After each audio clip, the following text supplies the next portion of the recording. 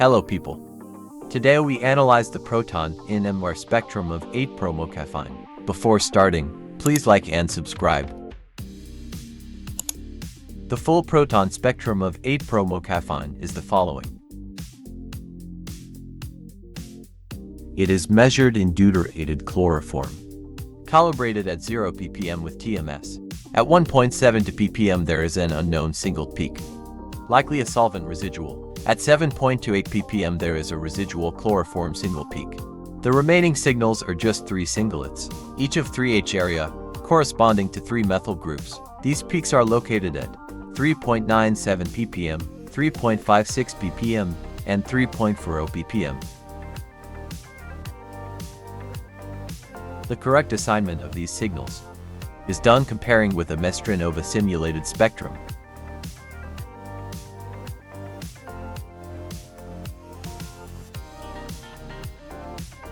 This video ends here.